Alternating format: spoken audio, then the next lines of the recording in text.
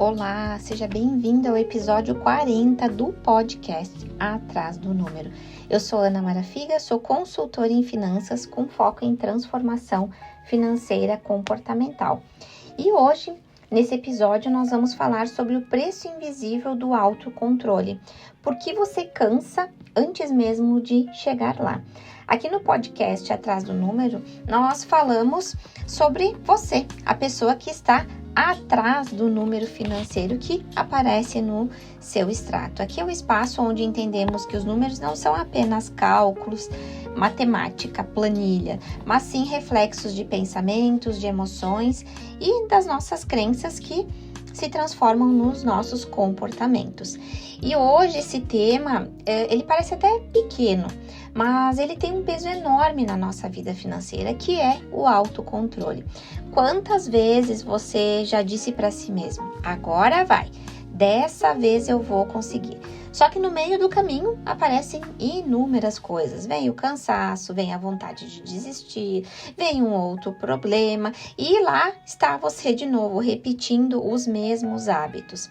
E aí você pode cair na cilada de pensar, o problema sou eu não consigo resistir. Mas será que o problema é você mesmo ou tem algo a mais que ninguém te contou? Muitas vezes nós acreditamos que ter força de vontade basta, que isso é o suficiente. Já falamos sobre isso em outros episódios. Nós temos uma ilusão de autocontrole.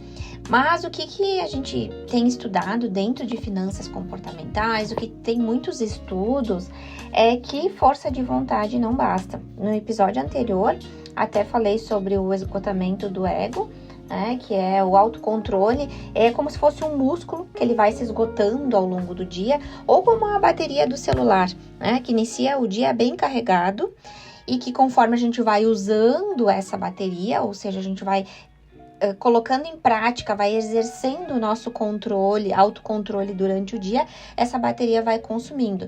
E em inúmeras situações nós vamos ter que exercer autocontrole. Daqui a pouco no trânsito, que você se irritou, queria xingar alguém, não xingou, exerceu o autocontrole. No trabalho, com algum colega, com o chefe, enfim, com o filho, com o marido, com a esposa. Ao longo do dia, você vai tendo que exercitar muitas e muitas vezes o autocontrole. Às vezes, o próprio autocontrole de pegar o celular e olhar rede social, de acessar algo que não convém no momento, o autocontrole na alimentação, para dizer não. Então, tudo isso vai esgotando a sua bateria de autocontrole. E chega no final do dia, o seu autocontrole ele está zerado. E é por isso que confiar apenas no autocontrole não é o suficiente.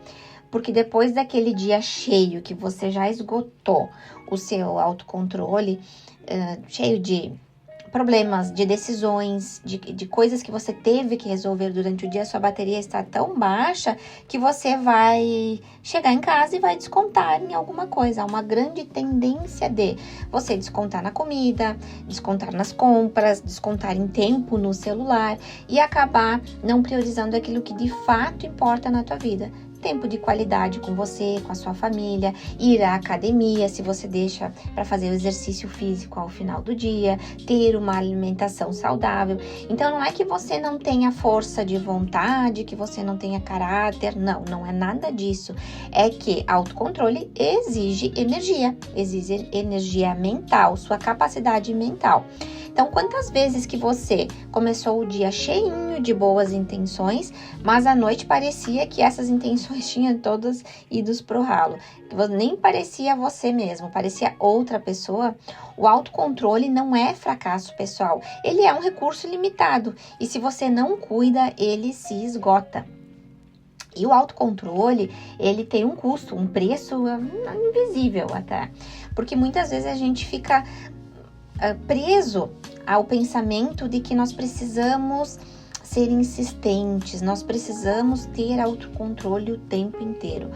Mas como o nosso humor, a nossa rotina, a nossa energia, eles não são lineares, confiar somente no nosso autocontrole é como se tu quisesse tentar atravessar um oceano com um barquinho de papel. não vai dar certo. Você não vai conseguir chegar aonde você quer somente contando com o autocontrole.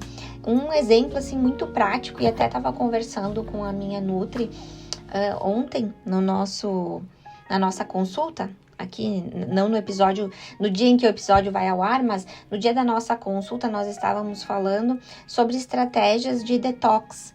E o que ela me trouxe? Que os últimos estudos têm mostrado que essas estratégias de detox, elas são pouco eficientes para determinado público, determinado perfil de pessoas, e eu sou uma dessas. Por quê? Porque se eu passar um tempo muito grande exercendo o meu autocontrole em relação à alimentação, e especificamente o doce, há uma grande chance de eu ter o meu esgotamento do ego e eu cair em um descontrole após terminar este meu período de detox. Então, quando a gente entra numa restrição, aqui pegando o exemplo da dieta, né, pode ser que lá no final caia-se no efeito rebote. E aí isso vai gerar um descontrole e que acaba gerando o efeito sanfona, de que emagrece naquele período e depois volta a engordar, que por muito tempo foi o meu caso, né? E aí conversando com ela, a gente entende que o meu perfil, né, de ter esse autocontrole, ele não é um perfil adequado para fazer uma dieta detox, onde eu tenha que ter muita restrição, porque a comida, ela tem um outro significado para mim. Então, é importante a gente se conhecer e entender que, neste sentido, meu autocontrole vai ser falho. Então, eu preciso trazer estratégias para que o meu autocontrole não seja totalmente esgotado. E é a mesma coisa nas finanças. Quando a gente tenta ficar com um período de muita restrição, de muito controle, você pode cair no efeito sanfona. No momento em que deu aquela folguinha, que sobrou aquele dinheirinho, você, ufa, agora vou gastar. E aí acaba gastando mais. Ou um exemplo que uma cliente mesmo me trouxe, ela disse, Ana, eu tenho a sensação que tô rica, tô pobre. Ela disse, eu fico o final do mês inteiro controlando para a fatura do cartão não passar um limite.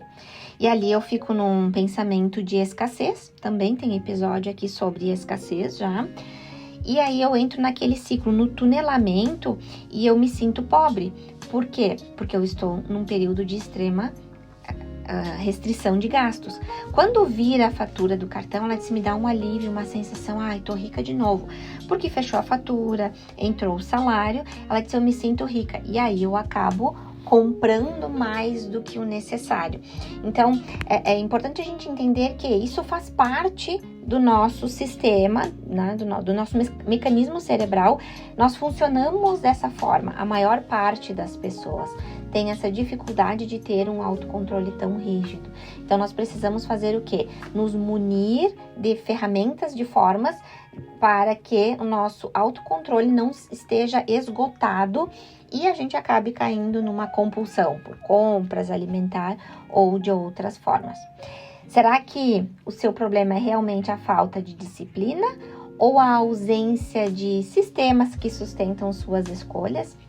Nós temos um caminho alternativo para conseguirmos ter mais autocontrole, ou seja, não esgotar, né, o nosso ego durante o dia e a gente conseguir manter mais o nosso autocontrole durante o dia, enfim, das nossas semanas. E é o que o Richard Thaler e o Cass Susten trazem no livro Nudge. O que é Nudge? São formas de que nós podemos projetar o nosso ambiente para, que eles chamam arquiteturas de escolhas, né? Mas maneiras que nos facilitem a tomar melhores decisões. O livro é justamente isso, Nudge, como tomar melhores decisões, né? E que os autores também, o James Clear, do livro Hábitos Atômicos, ele traz como sistemas e ambiente, né? O que ele traz ali no livro Hábitos Atômicos é que você não sobe ao nível das suas metas, você cai ao nível dos seus sistemas. O que ele quer dizer com isso, né? Os sistemas, eles são as estruturas que fazem com que reduzam a nossa necessidade de autocontrole, que são os nudges, ou seja, a gente ajustar o nosso ambiente para que a gente não precise estar executando autocontrole o tempo inteiro. Então, um exemplo financeiro. você deixar em débito automático as contas que você tem, água, luz, telefone, essas contas recorrentes, para não esquecer de pagar, para você já se programar para os saldos, tá? Separar o dinheiro já no início do mês, para depois você não gastar mais do que devia, você não ter muitos cartões. Eu sempre compro muito, quando eu tô muito cansada, eu tenho o hábito de abrir os aplicativos e comprar, ver o que tem de promoção. Então, você tira os aplicativos, você sai dessas listas. Então, você modula o seu ambiente para que você não precise exercer autocontrole o tempo inteiro. Porque vem uma notificação no celular, você vai querer olhar, você vai querer comprar. Então, você vai tirar este gatilho para que você consiga não gastar o seu autocontrole em ter que dizer, não, eu vi e não vou comprar. Porque muitas vezes a gente cai na ilusão, também falei no episódio anterior, que o autocontrole é, eu vou ver e vou dizer não. Isso vai esgotando o seu autocontrole e vai chegar num momento que você não vai conseguir dizer não. Então, a gente precisa ajustar o nosso ambiente, ajustar o nosso sistema, ter os nudges. Para quê? Para que isso vá diminuindo o risco de perdermos o nosso autocontrole. A disciplina é importante, sim, mas o que vai sustentar a mudança são os sistemas e os ambientes inteligentes que você vai criando de acordo com o seu funcionamento. Para isso é importante você saber como você funciona. Dicas práticas aqui que eu posso te deixar para reduzir esse peso do autocontrole quando falamos de questão financeira é que você tenha limites muito claros. Muitas vezes a gente coloca limites, eu quero gastar menos, mas isso fica muito vago e o teu cérebro não vai entender o que é gastar menos. Então, ao invés disso, você decide um valor. Eu vou gastar menos em alimentação. Quanto eu vou gastar? Hoje eu gasto 1.000, então eu vou começar a gastar 900. Você precisa dar essas regras claras para o teu cérebro, que ele já vai fazendo uma contabilidade mental e você vai conseguindo se adequar a esta contabilidade mental. Mesma coisa com academia, por exemplo. Eu quero ir mais à academia. Muito vago, você tem que trazer uma meta específica. Eu quero ir à academia, hoje eu vou 2 vezes, mas eu vou começar a ir 3 vezes e colocar os dias. O quanto mais específico você fizer os seus limites, as suas metas, mais você vai ter a chance de alcançar e menos o desgaste do autocontrole. Crie rituais automáticos. Então, sempre faça a mesma coisa. No mesmo dia, no mesmo horário, se você consegue. Procure ir à academia sempre ao mesmo dia, ao mesmo horário.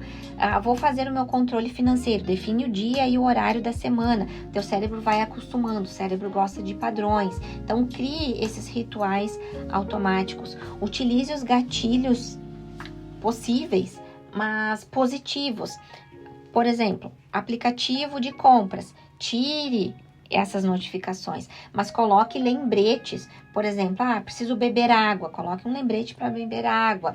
Tenho que fazer o meu controle financeiro. Coloque lembrete para fazer o seu controle financeiro. Me comprometi a dormir todo dia no horário mais cedo. Qual o horário? Coloque lembretes para que isso vá te gerando gatilhos positivos e vá reduzindo o seu desgaste do autocontrole. E se recompense o progresso, mas com pequenas recompensas daquilo que faz sentido para você.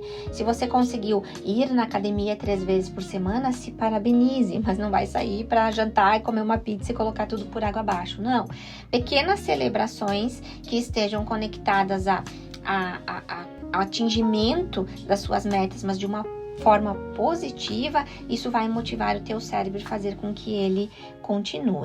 Eu espero que esse episódio tenha feito sentido para você, porque o preço invisível do autocontrole é que ele não dura para sempre, ele vai se esgotando. E nós não falhamos porque somos fracos, nós falhamos porque somos humanos. E como humanos, nós precisamos criar um ambiente, criar sistemas e principalmente ter propósitos muito claros que sustentem as nossas escolhas ao longo do tempo.